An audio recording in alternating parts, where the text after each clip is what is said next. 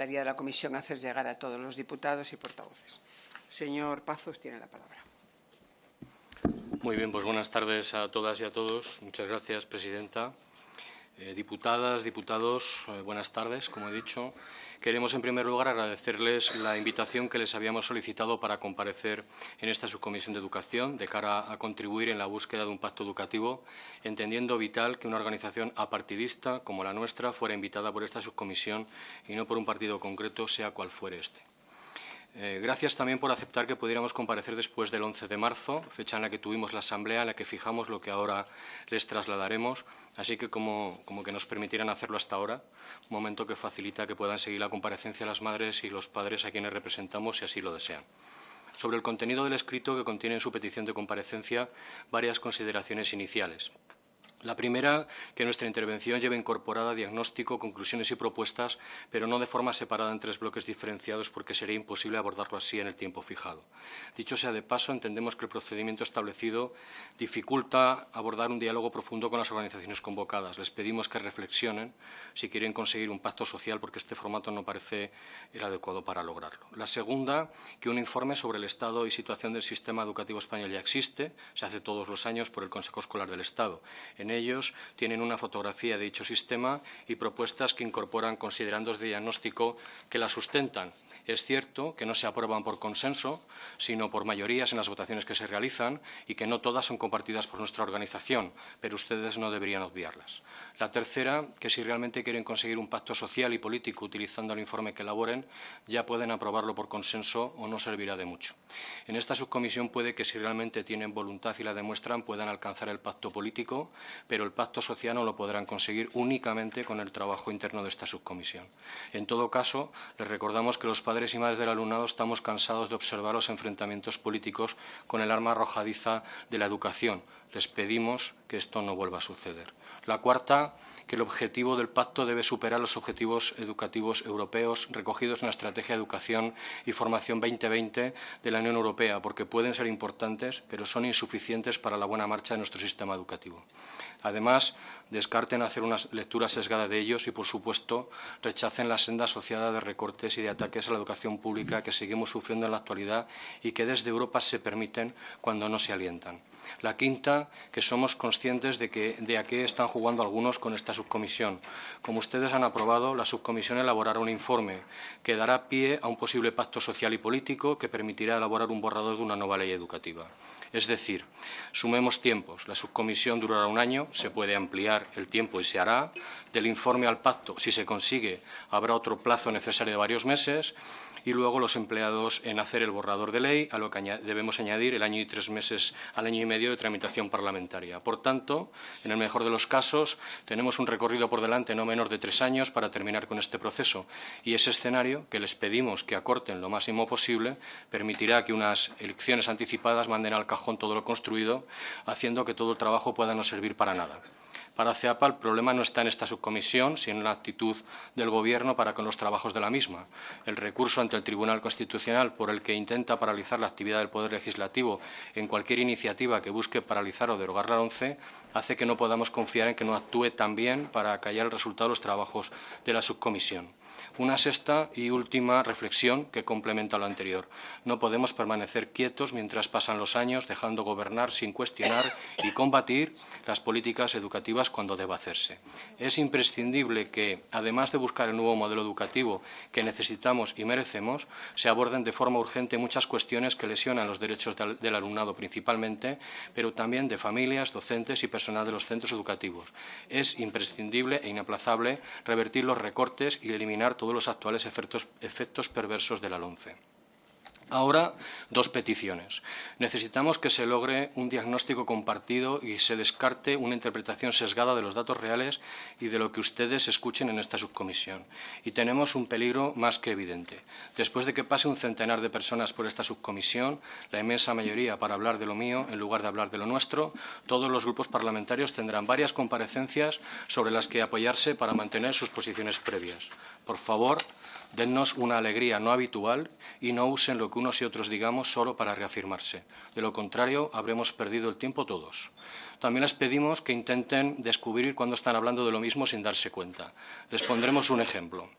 Cuando han conversado sobre quiénes deberían comparecer en esta subcomisión, unos querían que viniéramos las organizaciones educativas más representativas, vía por la que CEAPA está aquí hoy. Otros se referían a la necesidad de que vinieran las organizaciones que tienen representación en el Consejo Escolar del Estado.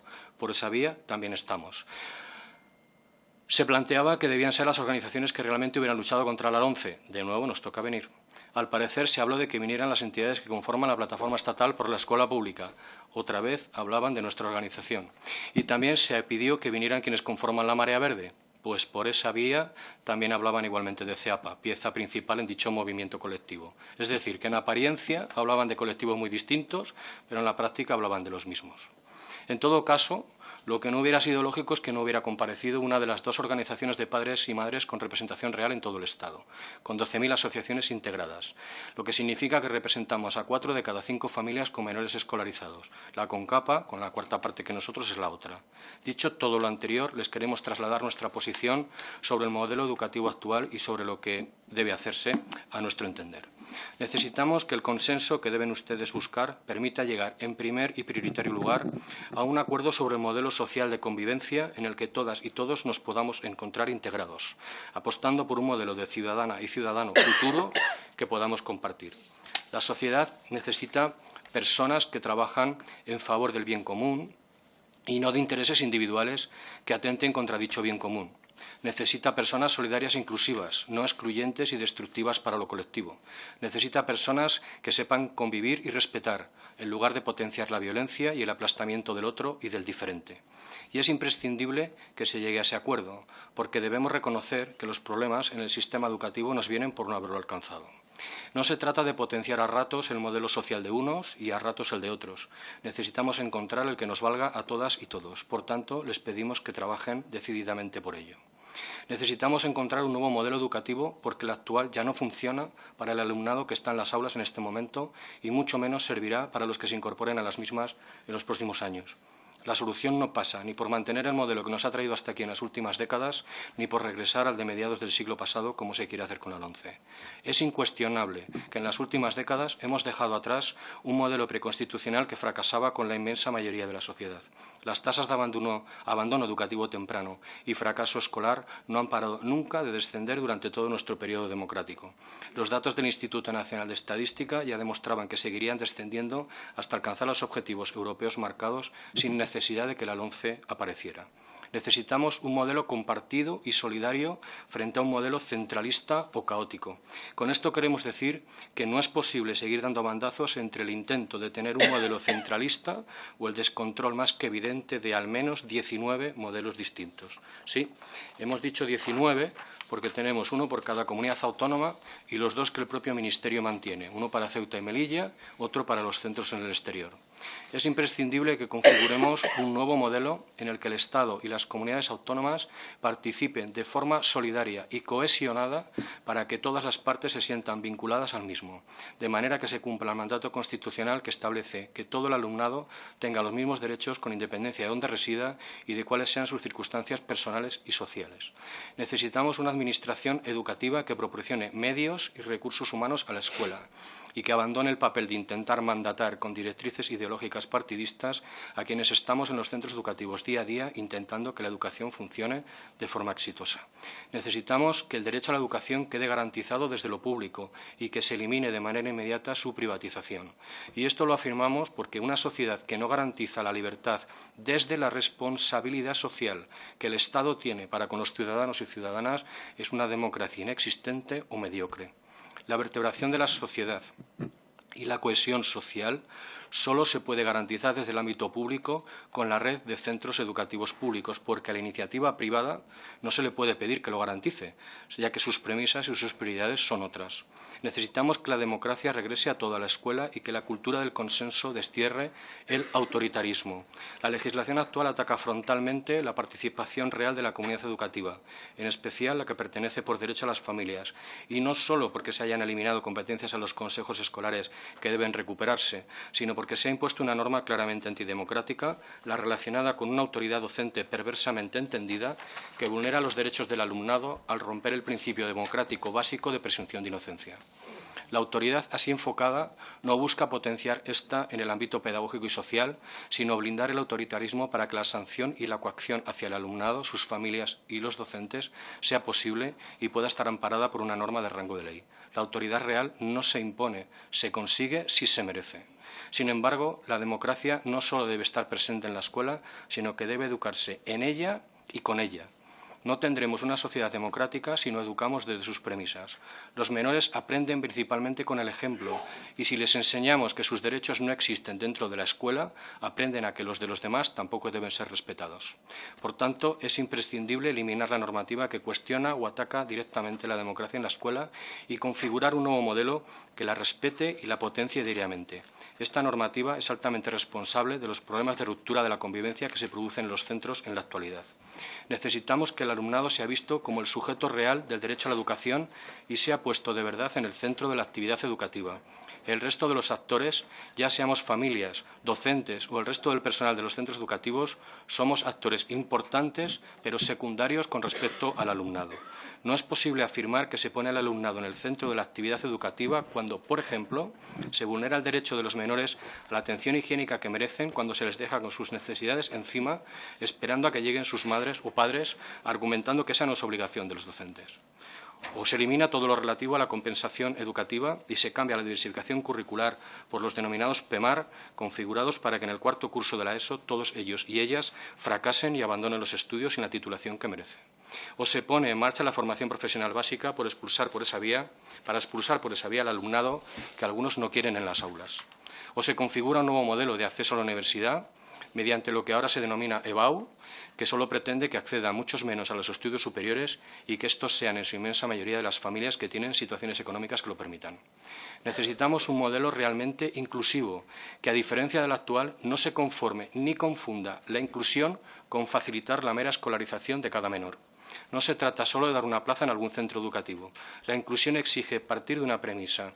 El alumnado debe sentirse realmente integrado en todo lo que suceda en la escuela, con independencia de cuáles sean sus circunstancias personales, ya sean temporales o permanentes.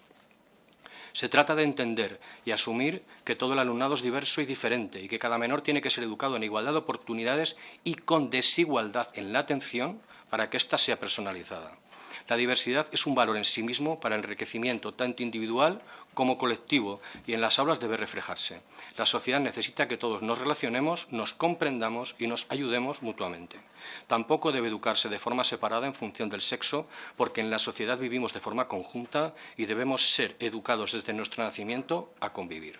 Parte de los problemas actuales de esta sociedad vienen dados por no haber logrado un proceso de aprendizaje normalizado con todas las demás personas que nos rodean, ya sean de diferente sexo, raza, origen, ideas o cualquier otra condición personal o social. Necesitamos una verdadera educación integral del alumnado que se base en un cambio curricular profundo, ya que el actual está obsoleto y es inútil. La sociedad ha cambiado y la práctica docente que hemos tenido hasta la fecha y que subsiste hoy de forma muy generalizada pertenece a una sociedad con requerimientos sociales muy distintos a los que ahora se exigen. La escuela de hoy aburre y fomenta el abandono escolar. No se trata de seguir cumpliendo con el círculo vicioso, clase magistral, deberes repetitivos, memorización absurda con o sin comprensión de lo memorizado, vómito de todo ello en los exámenes y olvido en su inmensa mayoría. Debemos reflexionar sobre la extremada importancia que estamos dando a los contenidos curriculares y no a los aprendizajes que configuran la construcción de la personalidad. Por tanto, es vital asumir que todas las personas somos excelentes en alguna faceta y negados en otras, por lo que una escuela orientada a potenciar solo la memorización y el sometimiento ante el poder es una escuela mediocre que no presta el servicio que la sociedad necesita. En los últimos tiempos se ha desplazado todo lo que no se considera troncal bajo una visión muy pobre de lo que significa educar. El nuevo modelo educativo debe recuperar la enseñanza de las humanidades, porque no solo de ciencia vive la sociedad, y es más, cada vez son más importantes dichas enseñanzas. Necesitamos repensar la especialización curricular que se propugna con el modelo actual porque asistimos a un cambio social sin precedentes que nos coloca ante una sociedad de futuro laboral imprevisible. La mayoría de las empresas donde trabajará el alumnado que entre en los centros educativos en los próximos años no existen y están por llegar incluso los nichos de mercado en los que se moverán. Una educación pensada para formar trabajadores para sectores y especialidades concretas tuvo sentido en el pasado cuando se buscaba desarrollar una vida laboral estable en un sector e incluso en una empresa determinada. Pero ello ni ya es así ni volverá a serlo. Las personas que han resistido mejor el reciente proceso de destrucción de empleo han sido las más versátiles y autodidactas, ya que tenían herramientas personales que les permitieron cambiar de profesión o reciclarse dentro del sector donde trabajaban. Necesitamos repensar la obsesión actual por la empleabilidad porque caminamos hacia una sociedad sin trabajo. En la actualidad, según los expertos en ello, ya es posible automatizar 4 de cada 5 empleos. Si no está sucediendo aún, en gran medida es porque esta sociedad no está preparada para que suceda ahora, pero llegará de forma inevitable. Debemos educar para enfrentar socialmente esta realidad, lo que no es fácil, porque si lo seguimos haciendo para la empleabilidad y este escenario desaparece, el objetivo principal para el que la escuela ha formado a la persona se esfuma y con ello la seguridad de encajar en la sociedad también se desvanece. Por tanto, ahora es más importante que nunca orientar la educación hacia el desarrollo personal en el que el empleo no será un objetivo prioritario ni seguro. Avanzamos hacia una sociedad en la que el enfoque de educación a lo largo de la vida cobrará aún más sentido. Necesitamos impulsar el aprendizaje personalizado. El alumno debe poder configurar su propio camino formativo, optando por el aprendizaje de áreas de conocimiento determinadas que le permitan relegar otras sobre las que tiene menor interés. Abandonemos la actual falsa optatividad que se encuentra supeditada a los recursos que se le dan a los centros educativos. Necesitamos conseguir el éxito de todo el alumnado en lugar de seguir aceptando que el sistema educativo fracase y destroce el futuro de una parte muy importante del mismo. Es inaplazable eliminar el modelo actual basado en la repetición y el suspenso sistemático que confunde titulación con educación y ambas cosas con cultura. Es el sistema educativo el que tiene la obligación de encontrar los mecanismos para conseguir el éxito del 100% del alumnado, algo que es posible si se ponen en marcha los procesos adecuados y se implementan los recursos necesarios, porque no existe el alumno que no quiere aprender, que no quiera ser el protagonista de sus aprendizajes. Miren, necesitamos encontrar varios subpactos dentro del propio pacto. Como no tenemos tiempo a relatarlos todos, pero les lanzamos los titulares para que consten ahora en la comparecencia, les hablamos de que necesitamos, por tanto, pactar cómo garantizar realmente la compensación de las desigualdades en todo el proceso educativo. Los tiempos escolares para que den justa cabida a la educación formal y la no formal. Cómo eliminar la sobrecarga actual del currículum. La forma de eliminar la delegación de funciones de la escuela hacia las familias por la vía de los deberes escolares. El calendario escolar para que en los centros educativos quede resuelto todo lo que el alumnado deba conseguir con relación al currículum. Cómo potenciar que los centros educativos proporcionen otras enseñanzas y actividades diversas que las conviertan en espacios públicos abiertos a la ciudadanía mucho más allá del horario lectivo. Un cambio en el modelo del comedor escolar, no solo para mejorar su gestión y la calidad de los alimentos que se consumen en ellos, sino para integrar dicho servicio en el proceso educativo diario. Cómo dignificar realmente la formación profesional, descartando experiencias que están fracasando por ignorar que el mercado laboral se desplomó y haciendo que deje de ser una vía de segundo nivel.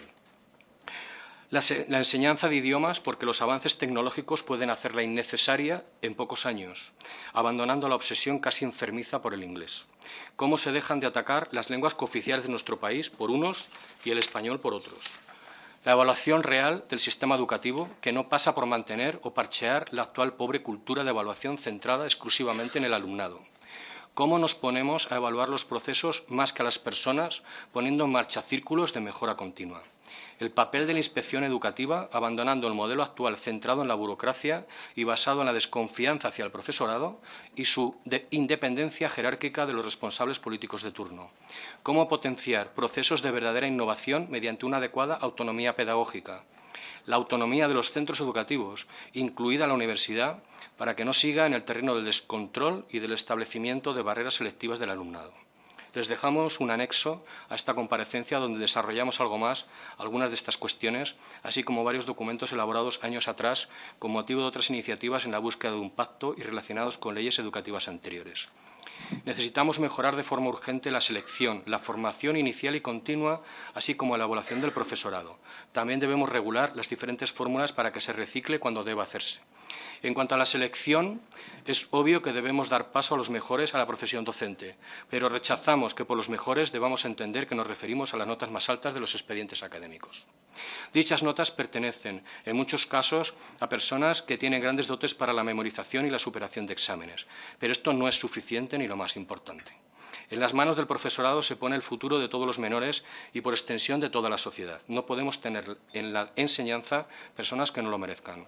Apostamos por un formato de formación inicial en el que la demostración real de saber enseñar quede probada antes de conceder definitivamente la condición de docente.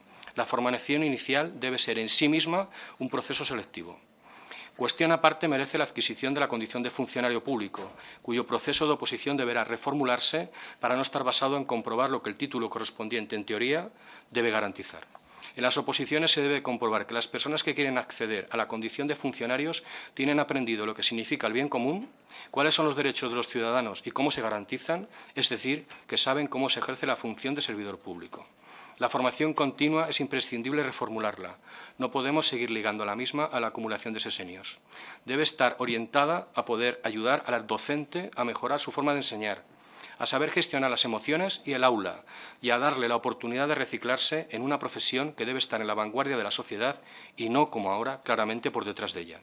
La evaluación del profesorado, tanto la que debe ser realizada por terceras personas como la autoevaluación, debe ser obligatoria, justa, coherente y enfocada a la mejora de la función docente, dando las herramientas para poder conseguir dicha mejora. Debemos tener mecanismos establecidos para poder actuar cuando un docente se niega a ser evaluado o a reciclarse, llegando a la posible salida temporal o definitiva de la docencia directa, que no de la profesión, por el bien del alumnado, que debe ser prioritario. Necesitamos, por tanto, que el profesorado tenga claro que en la escuela pública es un servidor público, así como en la privada está el servicio del cliente, y que en ambos casos está el servicio de la sociedad. Por ello, la legislación debe dejar claro que no es posible que tome decisiones que puedan perjudicar a dicha sociedad. En ese sentido, el abuso que se hace de una libertad de cátedra mal entendida debe cesar de inmediato. Quienes defendemos la escuela pública siempre defenderemos la libertad de cátedra, puesto que es la única forma de garantizar que la escuela pública no se convertirá en una escuela estatalizada. Pero bajo dicha libertad de cátedra no se puede aceptar que los docentes tomen decisiones en el ámbito familiar, ya que no tienen competencias para ello, aunque las reclamen. Por ejemplo, no tienen derecho a obligar a las familias a gastar dinero familiar en libros de texto y otros materiales curriculares porque la enseñanza básica debe ser gratuita por mandato constitucional y a quien deben exigir los recursos materiales es a la Administración pública.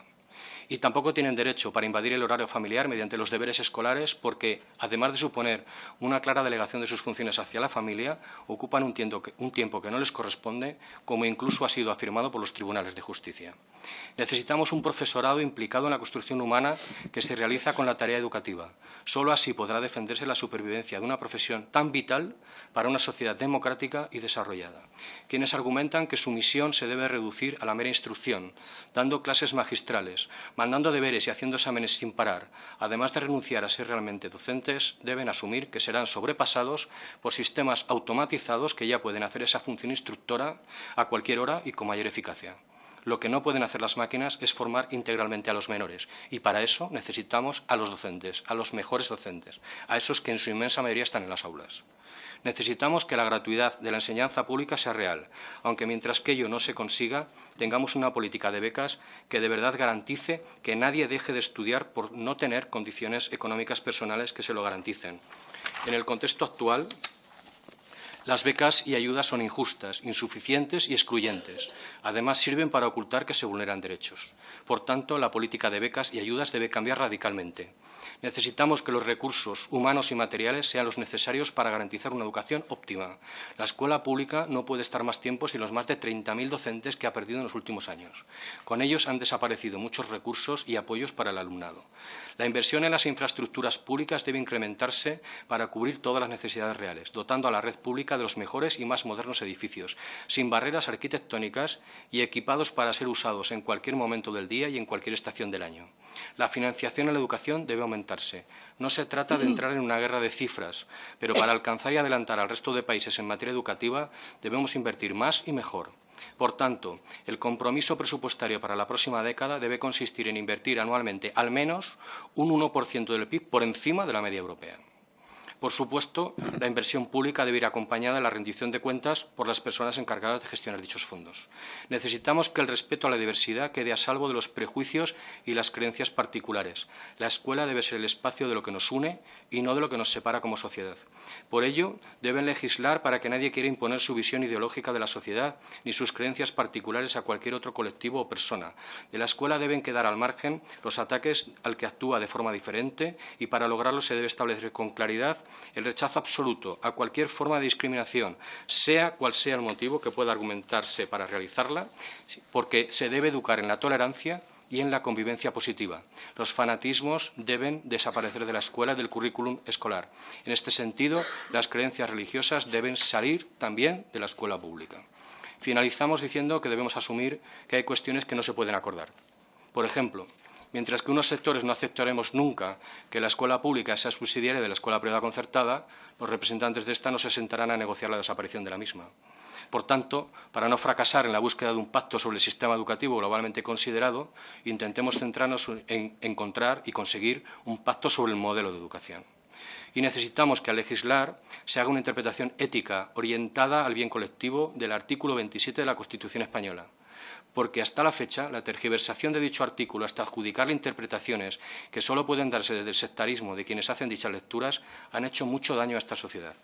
Por ello, les pedimos que legislen de manera que el artículo 27 de la Constitución española sea un instrumento de unidad y no de separación.